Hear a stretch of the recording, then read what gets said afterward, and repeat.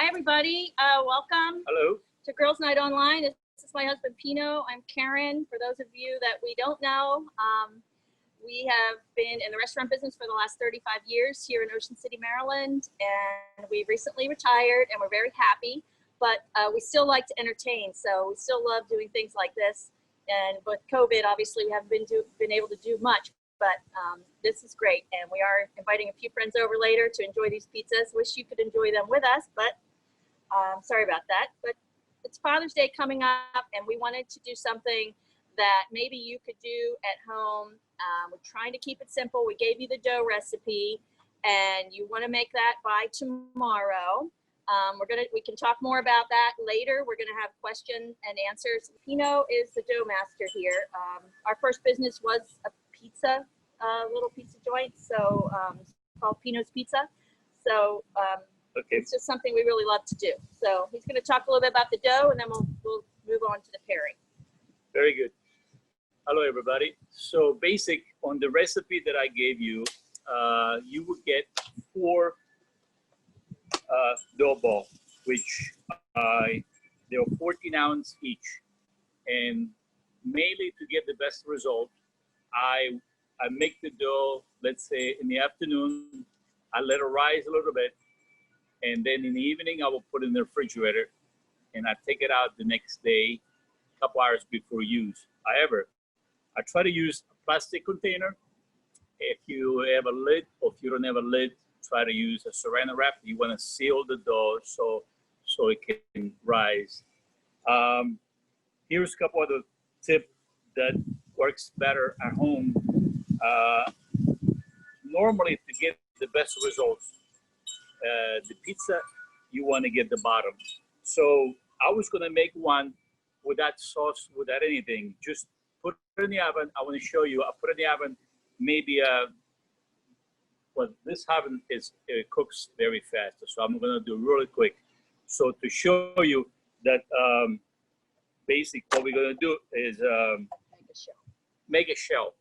And then when you cook at home, if you cook on a regular oven, you don't have to cook on the pan. You can just slide the shell with the sauce and cheese, and you get the crispy dough. So I'm going to slice this in the oven. And normally this oven cooks at 900 degrees. So it's I didn't get it that hot today. It's probably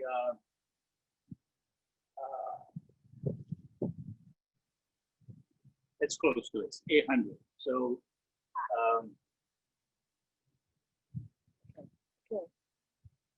don't know if you can see it, but here shows you the temperature.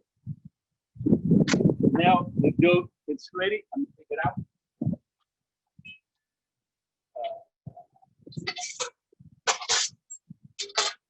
I know this sounds easy for me, but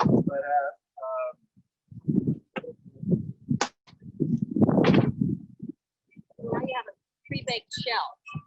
Make it really easy when you're ready to actually. right, you can do same thing inside on your electric or a gas oven, and you basically get the shell. So, and this is very easy. If you cook at home, you can put your sauce, cheese, whatever ingredients, and slide it into the rack of the oven. It's nice and crispy. I'm telling you, it works beautiful. So the next step is, okay, there's 2 things of do the pizza. You can use a roller or you can stretch by hands. I know by hands is a little iffy. So the first thing I do is when I make the dough ball, I try to make them round. So they've been out from the refrigerator about 3 hours. So I put a little flours, always use lots of flours. And with my fingers, I squeeze them to around the edge. I don't know if you can see it. Then again, flour, bottom and top. And I go with the hands, spread them around a little bit, okay? The trick with the dough is you have to start with one and then let it sit a little bit. then you start another one because otherwise it just strings again. So if you put that on the side, give it a few minutes, and then it opens much easier. So this one here, I'm gonna do it with the roller to show you. So the roller, you're not going to get those air bubbles. Like, right. It depends on what kind of crust you like. Some people like it flat and thin and really crispy. And so with the roller, you can get that effect. We like ours. We like it airy, the crust to be nice and airy with the little bubbles. So that you'll get that effect with the hand. So basically, with the roller, you're pushing all the air out. Very good. So I use my knuckle on both sides, and with this 2 times I spin it. Okay. I know it sounds easy, but here's a trick. You can stretch it with your hands. Okay. And as long as you're delicate and you just don't right. force it, just get a good rhythm going. And I stretch it again. I know that it looks easy, but you can also do it by hands. So when you put in the board, all right, even if it's small, I show you after we put all the ingredients that we can make it bigger. So the sauce, I put in 1 scoop. so this sauce recipe is also online. That's just a very simple sauce recipe. We use San Marzano canned tomatoes. Why San Marzano? Right here. Everyone says they're from Naples. It's where the best tomatoes come from. There are other brands, but just as long as you look for that San Marzano, just the best tomato you can get. So, and that's really the trick. High quality ingredients is the trick. So as far as the dough goes, same thing.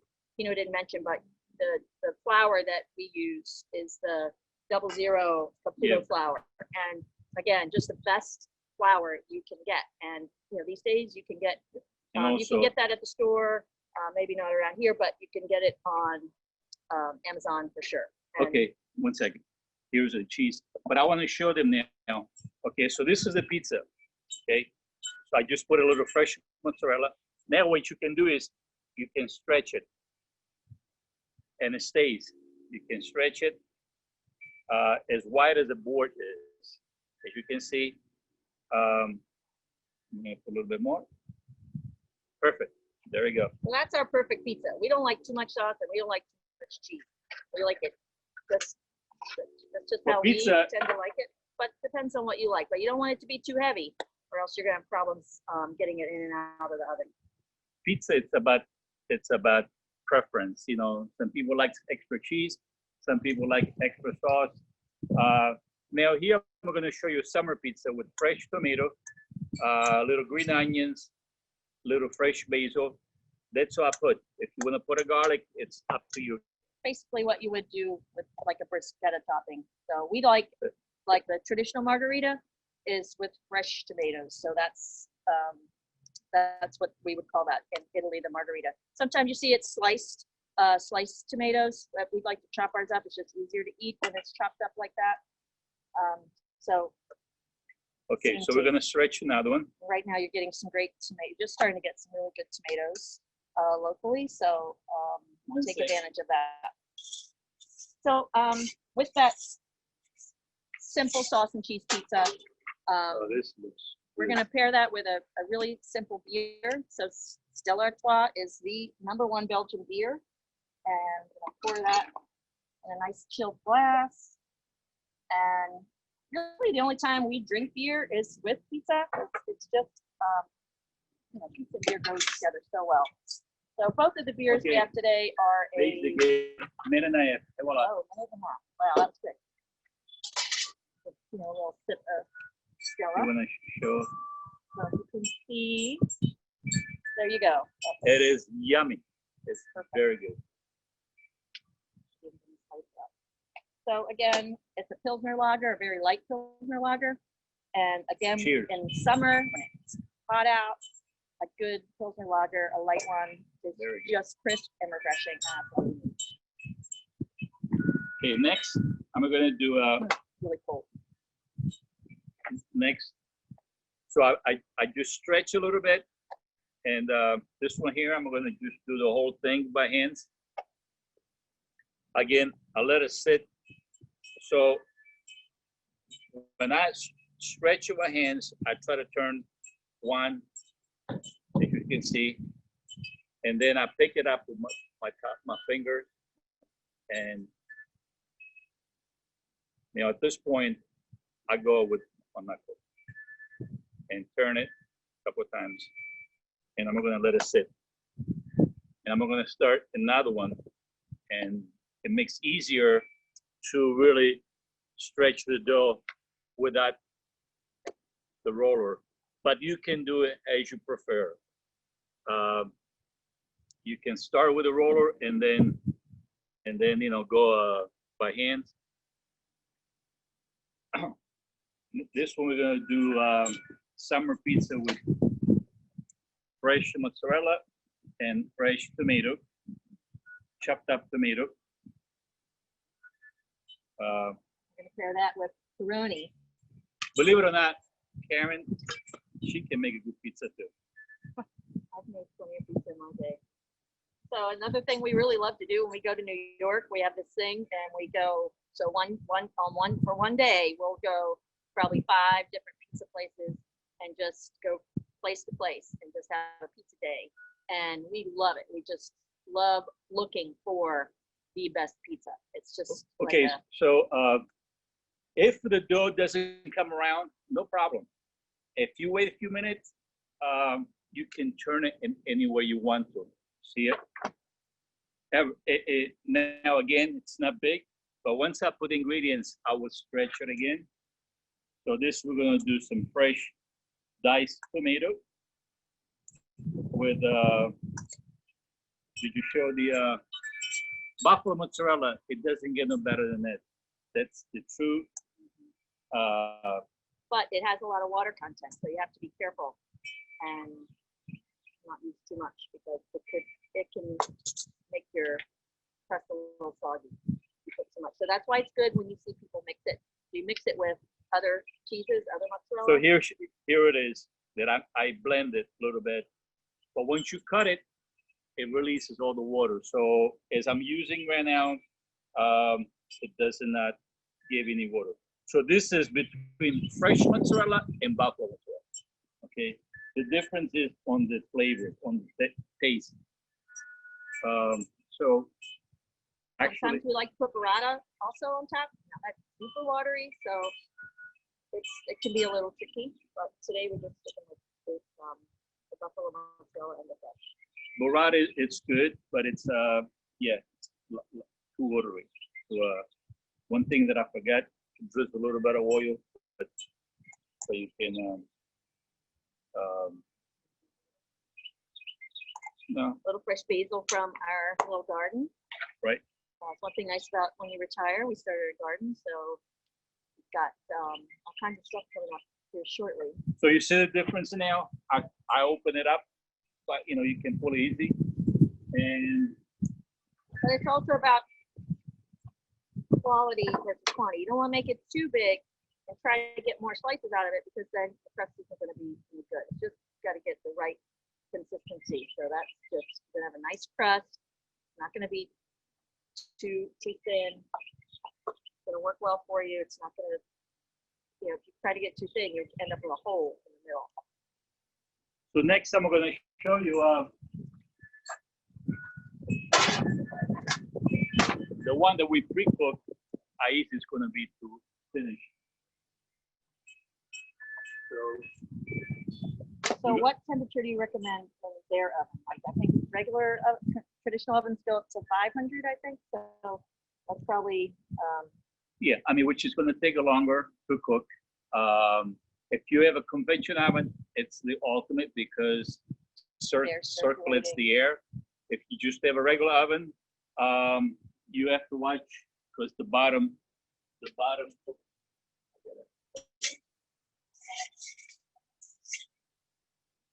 One thing with this brick oven, you have to turn the pizza. Otherwise, where the flame is, it will burn more. So back on the oven, it's important. A regular oven, you have More consistent. more, not, it's not only consistency, but the heat rises from the bottom. So you get the bottom crispy and the top takes a little longer. So, I'm gonna move my stuff so you can. Oh, and what? Look at it. wow. So when you see that charred crust, there's nothing wrong with that. Don't send that back if you go out to get pizza. It's supposed to be charred. That's perfect. You see the nice and bubble. And, bubble, it's charred. I love it. but this is the fresh mozzarella with the buffalo mozzarella blend. Very tasty. The other one that now this we're gonna make it Karen's. That's my favorite. Karen's favorite. So it's gonna put a tomato sauce. Now on this tomato, there is nothing to it, just salt, pepper, and basil. I'm going to use a combination of mushroom. It's between portobello and shiitake. I gave a little pre-cooked, but we like trumpet mushrooms too. Nice thing about the mushrooms right now, we've been getting ours from the farmer's market. So again, high quality local mushrooms, what you want. I mean, some nights we eat these mushrooms, that's like our protein. It's just so good. You go to get little button mushrooms at the store, they just have no taste at all. So these are just so good, and they're meaty. That's why there's no meat on this pizza, because it doesn't need any. So we just do red onions. So we do red onions and mushroom, and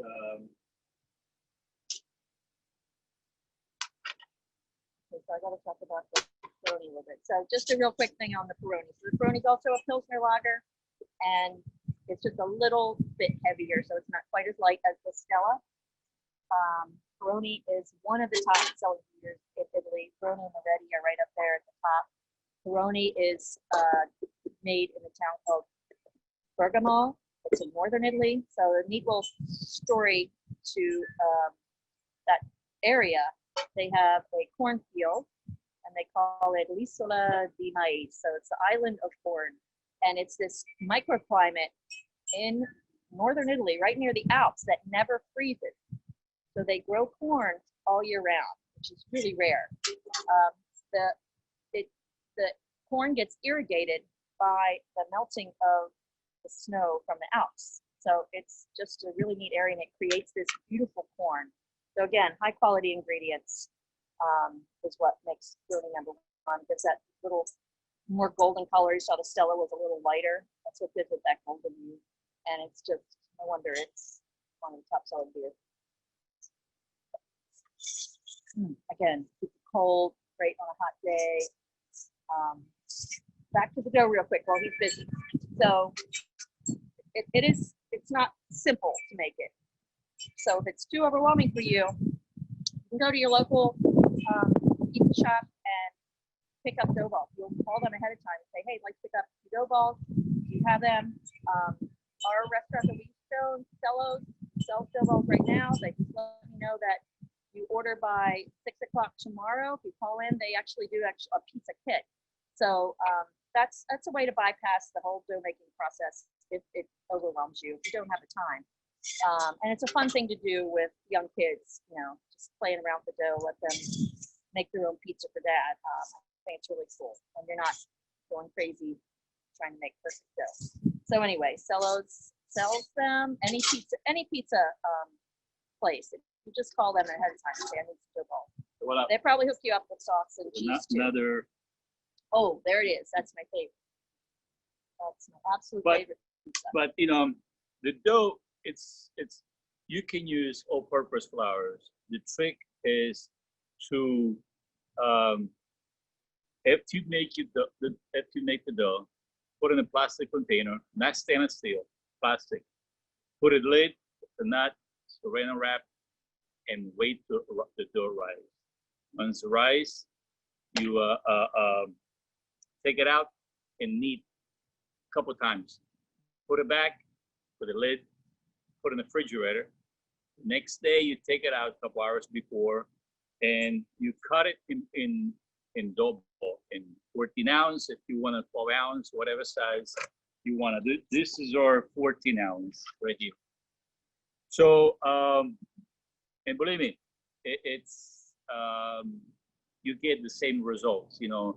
So to stretch it, you can use the roller, you can do it by hands.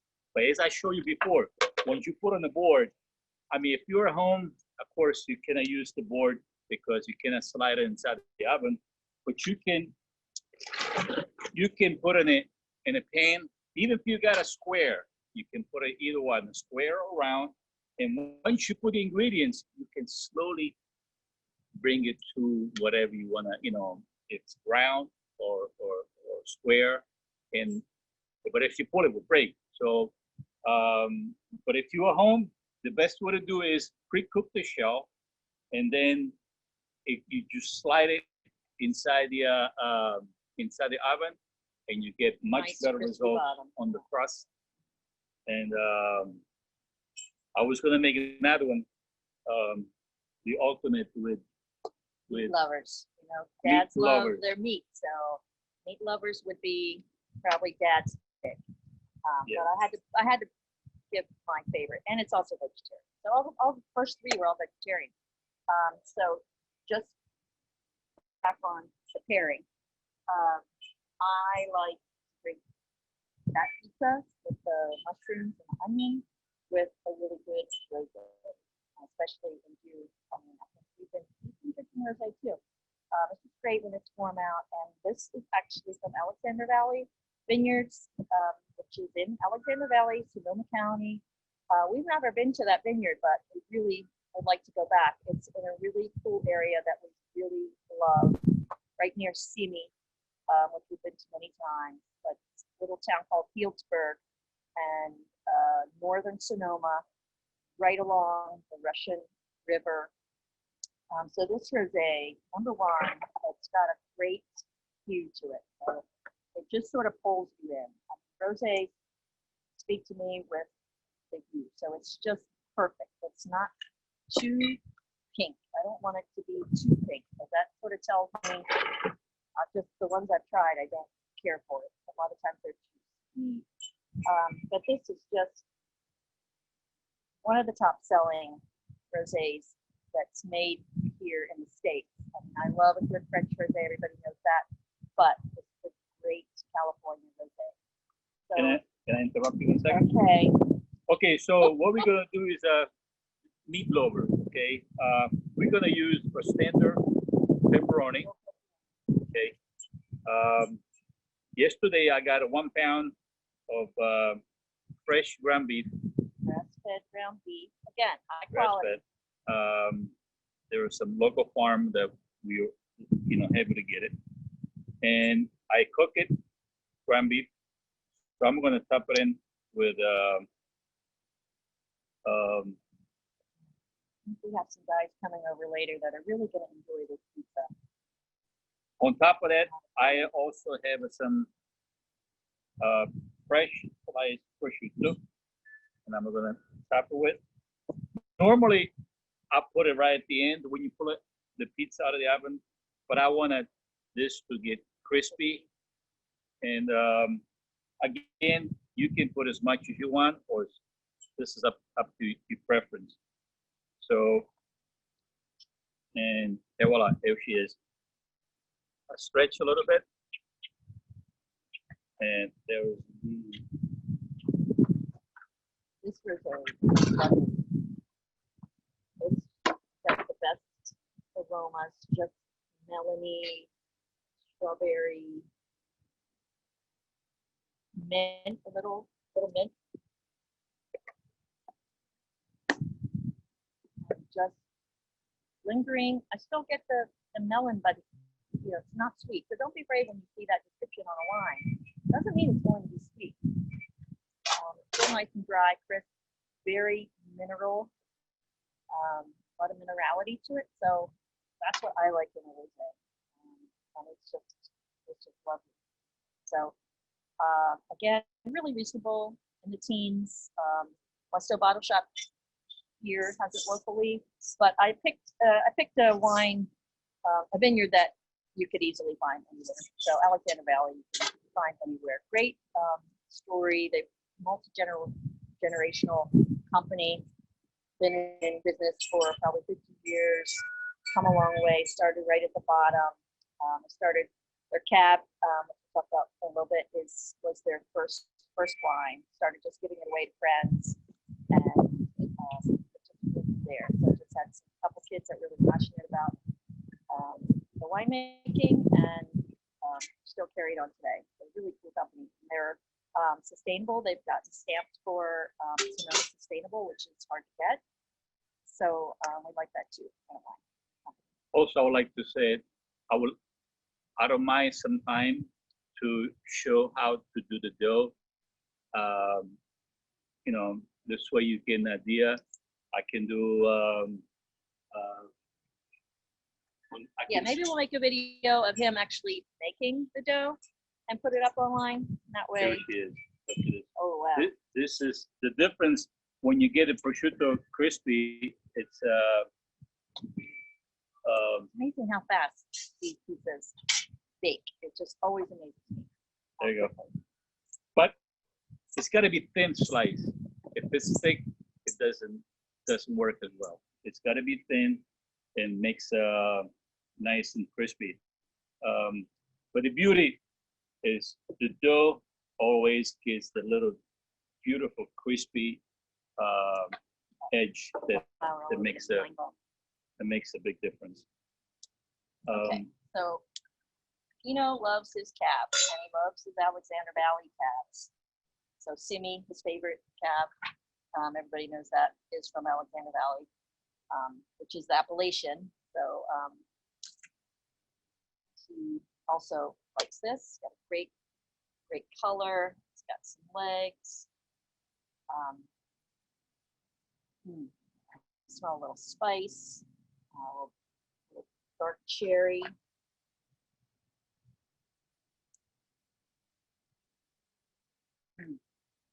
Wow, I'm gonna let him try this too because he loves his Cabernets. And this paired with that meat lover pizza, can't go wrong. So, you know, you don't have to do a tasting for that, but pick thing that you think he'll like and go with that. And I always say keep it simple. Try to keep it simple. Don't stress yourself out. Don't overwhelm yourself because then it's no fun. So we've been doing this for a while, so it might look easier for us, but I think it's also because we really enjoy it. So I think that about wraps it up. So my charity, and honestly, I'm just glad you're all here, so don't feel obligated to give a dime. But I looked into Campaign Zero, and again, there's always more research to do, especially since these are all new charities, but it looks like it's an advocacy group to diminish violence in police. And I don't want to get political, but if you like something else, then give to that. You know, I liked what I read, so you can read about it if you like. Join Campaign Zero is the organization. It's a really great website. It really breaks it down easily. It's very easy. You know, for those of you that are more visual, that's why it really drew me in. And I like the backstory. So check it out. But for the most part, again, we're here to answer your questions. So if you want to stick around and ask us anything, we'll be here. We have a few questions. It's important that one more thing from Pino. The tomatoes are peeled tomatoes, so you must put a you can use an even blender or what do you call it, a hand mixer. Oh yeah, little hand mixer. Yeah, because you want to, you know, be able to be smooth and make sure they're unpeeled. We like. Yeah, and peel. All, you know, you can also put a little bit of oregano, dry oregano. It gets nice flavor. So in a pinch of oil, extra virgin olive oil on the tomato, on the sauce, it makes a difference when you cook it. any local places where you get fresh mozzarella, you can, I mean, everybody has a full line. The buffalo, I don't think you can find local. Probably, yeah, specialty stores. Not everybody's from around here, so. Yeah. But that's where you get the best results. I forgot, I'm gonna do this as a calzone. Okay, so This will be Kenny's Father's Day gift. if One of our friends is coming over that loves Calzone. if you make, if you have messed up, like you cannot get around or whatever, Don't throw it away. Don't waste it. I'm gonna show you. Turn it into something. I'm gonna show you.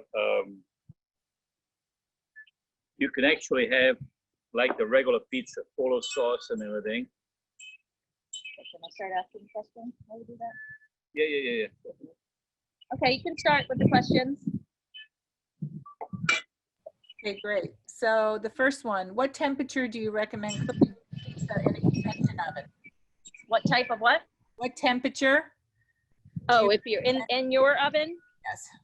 as high as you can. So 500. 500 in a regular oven, yeah. Yeah. Okay, can you use a pizza stone and not pre-cook, or do you need to pre-cook if cooking in the oven? I'm sorry, I didn't hear the question. Can you use the pizza stone and not pre-cook, or do you need to pre-cook if cooking? However, they're comfortable. Yeah, I you just can show use a you the pizza stone. pre-cook because it's easier to slide it in the oven and to cook it.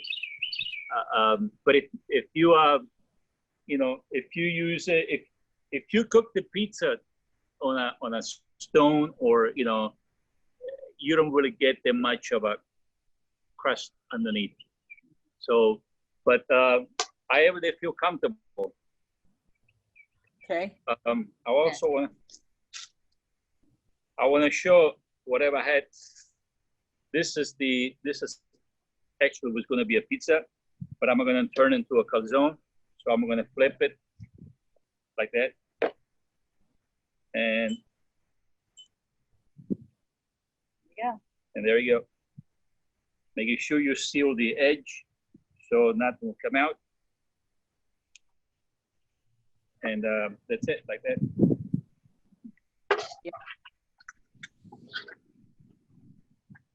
Ready for another question? Yes. Do you use the same dough recipe or quantities if you want thick Sicilian square pizza? To do the Sicilian thick, you have to use a little extra oil because it's sort of like, but you need the special pan.